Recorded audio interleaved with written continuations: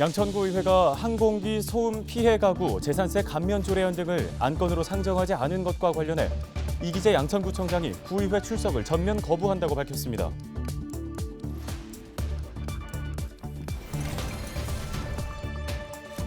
국토교통부가 예고했던 대로 재건축 안전진단 기준을 완화했습니다. 구조 안전성 점수 비중을 50%에서 30%로 낮추고 주차장과 소방시설 등 주거 환경 평가 비중을 30%로 늘렸습니다. 내년부터는 실내에서도 마스크를 쓰지 않아도 될 전망입니다. 정부가 이르면 내년 1월 실내 마스크 착용을 의무가 아닌 자율에 맡기는 방안을 검토 중이라고 밝혔는데요. 여론은 지금에서 시민들의 생각을 들어봤습니다.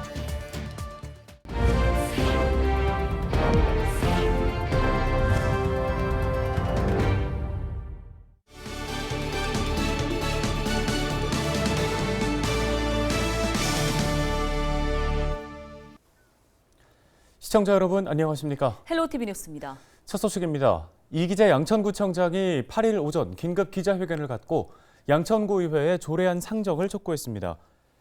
이기재 구청장은 미상정된 조례안 9건 중 5건이 민생 관련 안건이라며 조례안을 상정하지 않는 건 예산을 삭감하는 것과 같다고 얘기했습니다. 특히 구 차원에서 항공기 소음 피해 가구를 지원하기 위해 재산세 40% 감면 조례안을 제출했지만 양천구의회가 해당 조례안을 안건으로 미상정한 이유조차 제대로 설명하지 않았다고 강조했습니다. 이 구청장은 양천구의회가 조례안을 상정할 때까지 구의회에 출석하지 않겠다고 밝혔습니다. 국토교통부가 예고했던 대로 재건축 안전진단 기준을 완화했습니다. 종전까지는 재건축 판정 여부의 결정적인 구조 안전성 점수 비중이 50%였는데요. 30%로 줄었습니다. 이관성 기자가 보도합니다. 국토교통부는 지난 정부가 구조 안정성 평가 비중을 50%까지 높이고 공공기관 적정성 검토를 의무화해 재건축이 크게 위축됐다며 개선 방안을 내놓았습니다. 먼저 구조 안전 평가 비중을 줄이기로 했습니다. 앞으로는 당초 주거환경 중심 안전진단 제도의 취지를 고려해서 구조 안전성 비중을 30% 낮추고 주거환경과 설비 노후도의 합은 60%로 높이겠습니다. 국토부는 구조안전 평가 비중을 줄이는 대신 주거환경과 설비 노후도 평가 비중을 각각 30%로 늘렸습니다.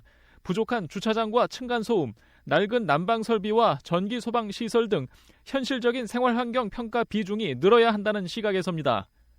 국토부는 또 항목별 점수를 합산해 내리는 재건축 판정에서 조건부 재건축 범위를 크게 축소하겠다고 밝혔습니다.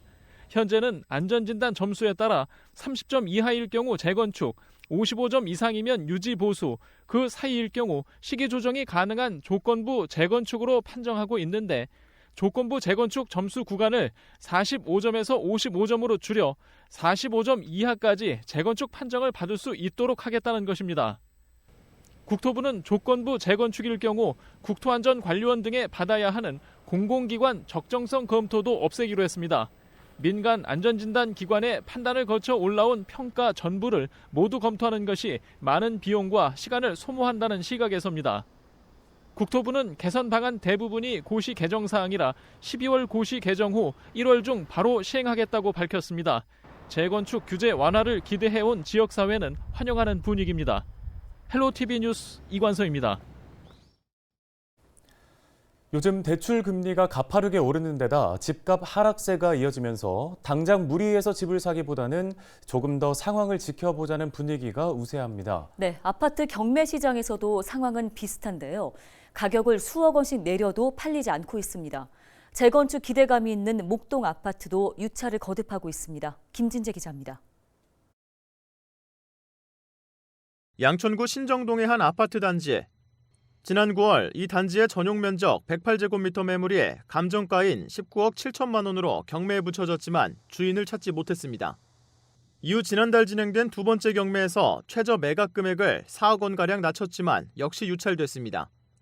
해당 매물은 오는 21일 감정가의 64% 수준인 12억 원대 가격으로 세 번째 경매를 앞두고 있습니다. 8일 기준 법원 경매를 앞두고 있는 목동 신시가지 아파트 매물은 모두 3건. 최근 서울시가 목동 지구단위 계획을 발표하는 등 목동 아파트 재건축 사업에 대한 기대감이 커지고 있지만 아파트 경매 시장에서는 목동 아파트도 외면받고 있습니다. 연이은 금리 인상과 집값 하락 등 부동산 시장이 침체되면서 아파트 경매 시장의 매수 심리도 얼어붙은 겁니다. 올해 초 30여 건이던 서울 아파트 한 달 경매 건수는 지난달 162건으로 늘었는데 낙찰률은 이와 반대로 14.2%까지 내려앉아 20여 년 만에 최저치를 기록했습니다. 경매에 나온 아파트 매물 10건 중 1건만 낙찰된 셈입니다. 감정가 대비 낙찰가 비율인 낙찰가율은 지난 6월 110%를 기록한 뒤 꾸준히 하락해 지난달에는 83.6%로 나타났습니다. 경매 시장에 감정가보다 싼 아파트 매물이 쌓이고 있지만 정작 이를 살 사람은 없는 겁니다. 경매 지표가 계속적으로 하락하고 있는데요. 주 요인은 이 기준금리 인상과 매매시장 침체로 볼 수가 있겠습니다. 그리고 앞으로 이 아파트 값이 하락할 수 있다는 전망이 우세하기도 하고요. 전문가는 기준금리 인상 기조가 유지될 가능성이 높은 만큼 내년에도 아파트 경매 시장의 하락세가 이어질 것으로 전망했습니다. 헬로티비 뉴스 김진재입니다.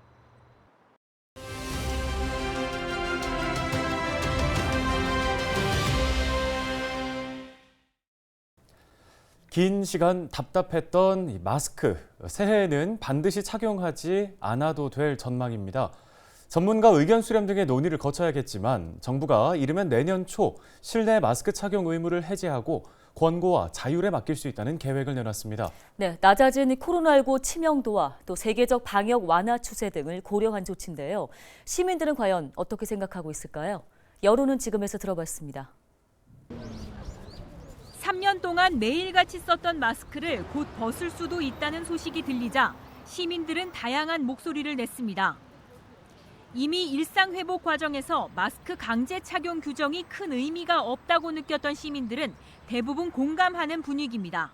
커피숍 들어가도 문 앞에서만 이제 마스크를 끼고 안에 들어가면 마스크를 바로 벗는 이 실태도 뭔지 모르겠고, 지금 보기에는 그냥 유야무야한 그냥 정책인 것 같아서 자가 면역에 맡기는 게 맞는 것 같아요. 저는 실내에서 벗어도 괜찮겠다고 생각을 합니다. 왜냐면 뭐 식사할 때도 그렇고 담소를 좀 나눌 때도 그렇고 주로 이제 마스크를 벗고 저희가 이야기를 많이 나누기 때문에 그렇게 큰 의미가 없지 않을까? 이렇게 생각을 하고 있습니다. 반면 우려도 큽니다. 고령의 노인이나 면역 저하자 등 고위험군을 중심으로 한 감염 확산을 걱정하지 않을 수 없습니다. 아직까지는 그 뭐 환자들도 많이 있고 지금 조금 잔잔하다고 지금 또 풀면은 또 확산되면은 또 어떻게 할 겁니까? 노인들은 또 일찍 또 위험한 그것도 받을 수 있고 이렇게 모든 면에서는 저는 반대합니다.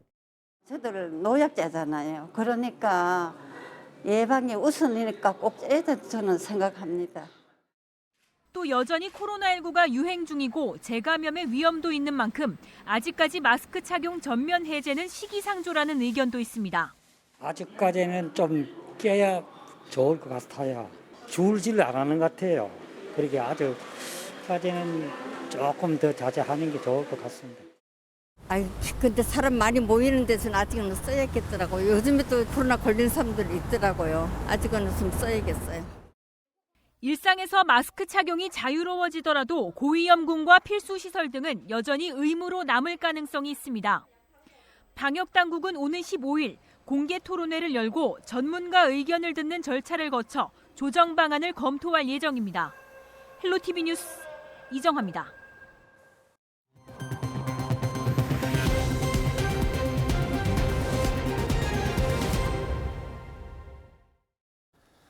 은평구가 내년 상반기 공공일자리 사업에 참여할 주민을 오는 16일까지 모집합니다.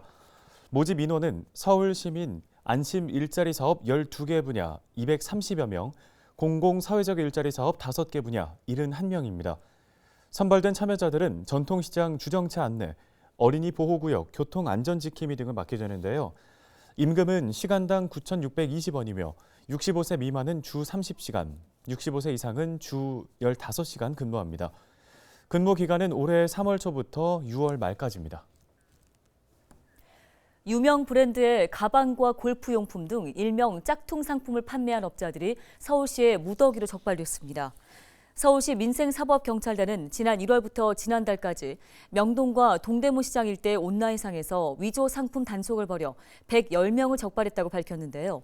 이들이 판매했거나 보관한 위조 제품은 의류와 가방, 골프채 등 5,006점이며 정품 추정가로는 무려 39억 원에 이릅니다.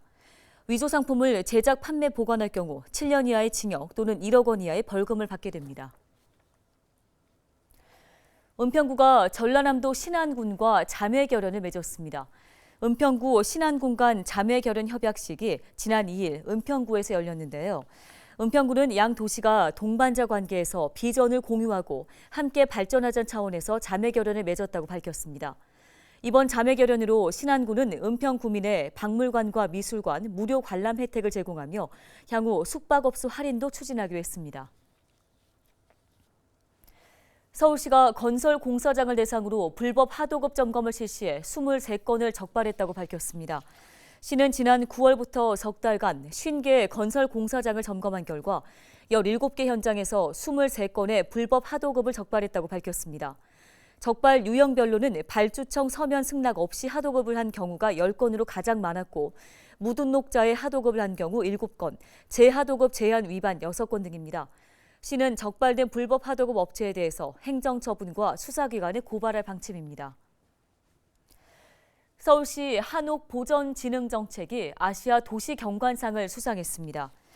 아시아 헤비타드협회 등이 주관하는 아시아 도시경관상은 아시아 지역 내에 주목할 만한 도시와 정책 사례를 발굴해 수여하는 경관 분야 국제평가상인데요.